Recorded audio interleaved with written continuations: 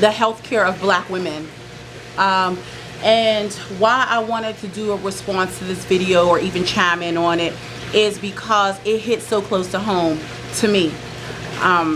Just yesterday I posted a video, or just this weekend I posted a video talking about my dealings with high blood pressure, hypertension. I've had hypertension for years, so that's something, or a beast that I have dealt with for such a long time. And so watching this video on Instagram really bothered me because I too have been a victim of the healthcare system. I could not 100% say that it was 100% based off of my race, but a good amount of it I felt like I was not taken care of properly, or not given the proper assistance or the proper medical care. And I think that my race played a part in it. I can truly say that. I have a lot of instances, but I'm just going to share a few. The healthcare system in my mind has always catered to other races outside of African American people. One instance in particular is I went to the hospital. I was pregnant. I was about 3 months pregnant. I went to a hospital in Pittsburgh, Pennsylvania.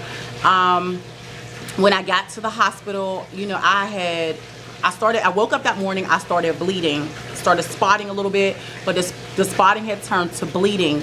And when I went to the hospital, I had already had a towel, like a heavy towel that I had soaked through with blood.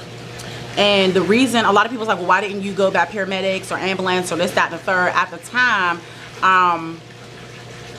the time I was in the middle of medical cares, so I did not want to pay the copay for the paramedics, and I assumed because I live fairly close to the hospital that I can make it and there would be no problems.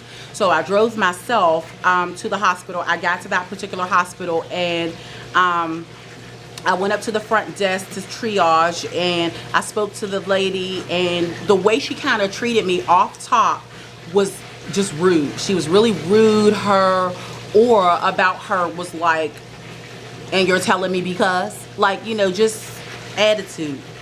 And I told her, I was cramping and I was experiencing a lot of blood. She was like, well, how far are you along? And I was like, I'm 2.5 months. And she was like, okay, you could be seated. And I sat there in that waiting room area I had to sit in that room for about an hour before somebody called me.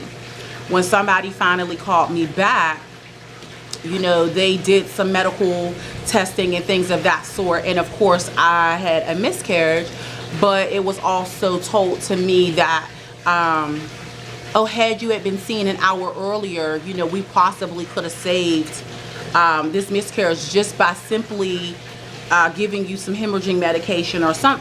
There was a medicine that they could have gave me that would have stopped the bleeding that I was having. And I explained to them that I was there. I sat in the waiting room for an hour. Like, they even seen the time that I came into the emergency room. And it kind of was like a blame game. Like, one lady would blame it on triage, and triage would blame it on the nurses, and the nurses would blame it on the doctors. And it didn't matter to me, but the way that I was treated, it was like, okay, well, women have miscarriages all the time. Just deal with it. That was one instance. Another instance is I was pregnant with my youngest son. He's now 4. And I was experiencing some cramping, some discomfort, no spotting, no bleeding, just some discomfort. And I went by paramedics to the ER, and I was seeing they had hooked me up to some monitors and things of that sort, but they were primarily focused on the fact that my blood pressure was high, so I guess they did not want me to have a stroke, so they were focused on getting my blood pressure down, not so much on the baby. And so I remember a doctor coming in and her saying that they were going to do a sonogram to see if the baby was okay. And at that time I can't even remember how far along I was, but she did a ultrasound and could not detect the baby. So she said, well, I'm gonna go do a vaginal ultrasound, because sometimes when you're early along, they can't detect the baby through the belly. They need to do a vaginal ultrasound, which was fine. About 10 minutes later, 15 minutes later at max, a doctor had came down with this cart. And when they came down with the cart, the gentleman was basically explaining to me the process of a DNC. And I'm like, well, why are you doing that? You know, and he's like, well, I was told that, you know, you had an ended pregnancy, so we're going to come down and just do it in a DNC to kind of like scrape everything out and blah, blah, blah, blah, blah. And I'm like, that's not what I was told. I was told that, you know, I was getting a sonogram done just to make sure that the baby was okay, blah, blah, blah, blah, blah. And the man was pretty persistent that he was fixing to give me a DNC. Like, he set up his instruments and everything. I definitely was like, nope, I'm not with it. I went out to the waiting room. I got my husband. We sat in there. We were definitely against getting a DNC without a sonogram to even know if the baby was okay. And about maybe a half hour, 45 minutes, that same doctor came back with the sonogram equipment, and she was like, well, I don't know who will call that team down here, because I never recommended that anything was a problem. I just assumed that we would do a vaginal ultrasound to test the baby. Sure enough, they did a vaginal ultrasound, heartbeat just as strong as ever, and 4 years later, he's perfectly fine. So had I not have stood up for myself, they would have did a DNC and killed a live baby.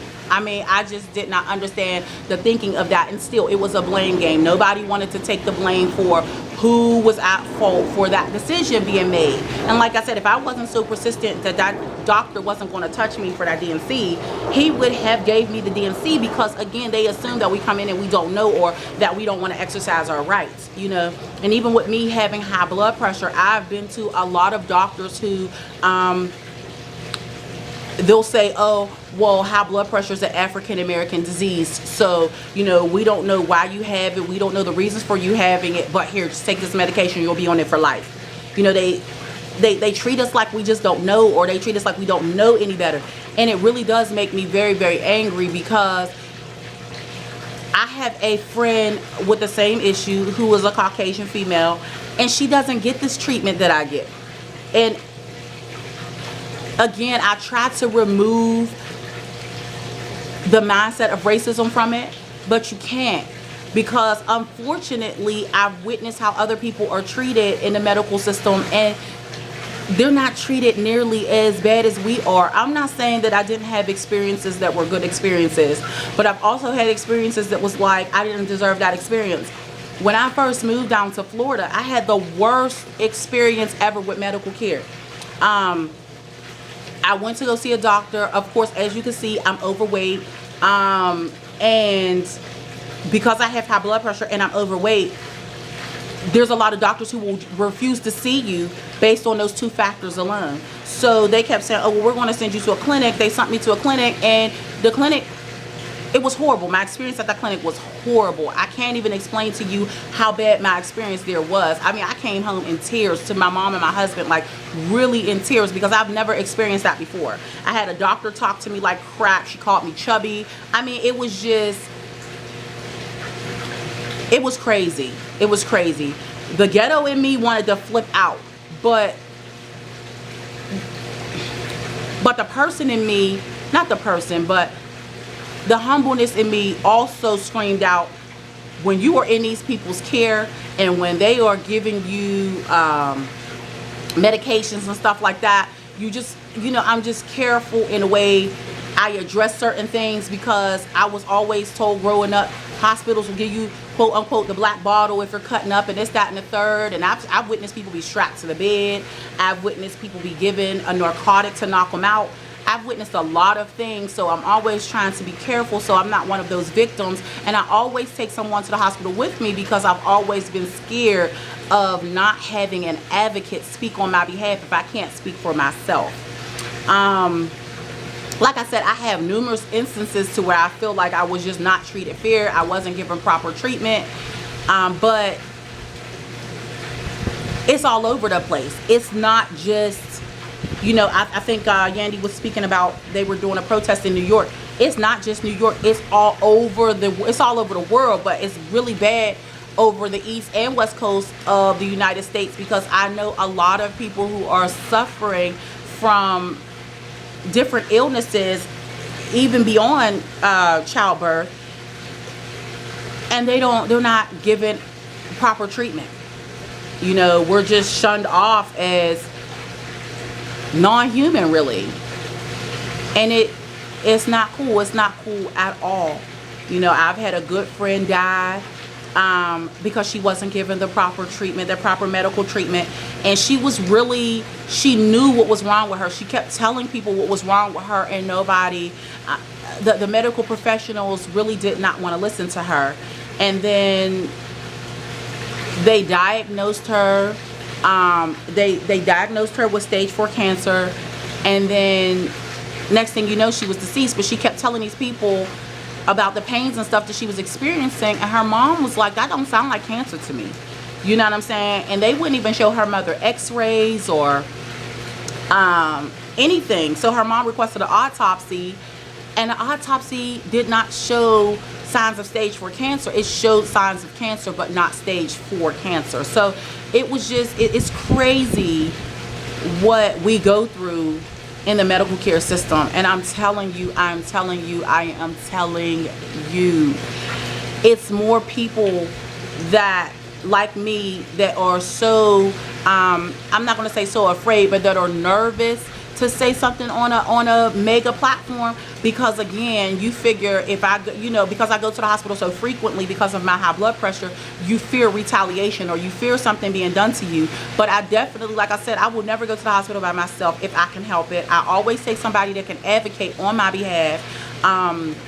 Whenever my children have to go, you know, I don't leave the room. Even if I have to go to the bathroom, I will hold it for as long as I can, because I just fear that they're not going to have proper treatment, and that's not cool. We got to fear so much stuff out here in these streets. We got to fear our children. We got to fear you know, people stereotyping us. There's so much stuff we got to fear, and then we go into the medical place where we feel like people should be helping us and saving our lives, and then we got to fight for our own lives there. That's crazy. You know, if I'm fighting for my life, why should I have to worry about the treatment or the bedside manners that you're giving me? That should be a given. And there's a lot of us African American women and males that are working in the healthcare system, and sometimes a lot of their hands is tied to even help. I had a black woman tell me one time, she was like, honey, you know, it's my job. You know what I mean? If they find out I'm doing this, I will lose my job. And it's like, but you're not doing anything but helping me. You know what I mean? And she's like, I know, but that's not what they want me to do, and that's against healthcare rules and blah, blah, blah, blah, blah. And all she was doing, I think, was helping me stand up and go to the bathroom, because they had a policy where if I signed off on a form, I had to get up and go to the bathroom on my own. I couldn't have any assistance. But I needed assistance at the time, because I was laid in the bed for a couple of days. So when I got up, my bones wasn't as, you know, and just by her helping me, she feared losing her job. I thought that was crazy. I understand that certain practices is put in place for certain things, but I also can see where certain treatment is given to certain people that are not given to us. So I kind of just wanted to come on here really quick and just post that video. Just post this video in response to that, because I too have been a victim of the healthcare system. I realize how bad it can be, but I also realize how widely unspoken it is that black women are dying during childbirth because their requests are ignored. You know, my son was circumcised and they cut a vein, and the excuse they gave me was that the doctor was tired. My son bled through, he was soaking Pampers left and right. And they couldn't give me a better excuse than that. And then I couldn't afford an attorney. You know, it's just so crazy. I mean, I can go on and on and on and give you instances to where I feel like this would not happen to, this really wouldn't happen to a Caucasian woman or a Caucasian family. You know, if these situations do happen, they're few far and in between. They happen more in the African American race than what we realize. And like I said, we have a lot of women that just don't have the money to go hire an attorney, or the families that don't have enough money to do a added autopsy or a private autopsy, or we just don't have the resources in our community that we would like to have, that we could just say, all right, well, I'm coming after y'all if this is the case. It's not cool. It really isn't. Every time I walk in the doors of an emergency room, of a Med Express, of a hospital, I pray to leave out. You know what I mean? I pray to walk out of those doors with my life. If it's not intended for God to take me while I'm in there, I just pray to walk out with my life. I know I'm aware that medical accidents happen. I'm aware that doctors are just human. I'm aware of all of that, but I also see malpractice and indecent treatments that are just not validated, that there's just no excuse for. So to the brother who lost his fiance, I pray for you, brother. I definitely will send up a prayer for you, because that's hard to look in the face of your child and not have your fiance there, to not have her there mothering and bonding with her baby, and for you to have to bear all that weight. And to, the mothers who have lost their children because, they didn't have adequate health care. My heart goes out to you, because I've too been one of those moms. We just have to fight, y'all. I don't know where to start, but we just have to fight for our rights in the healthcare system, because they're not properly exercised for us, and I just don't know why.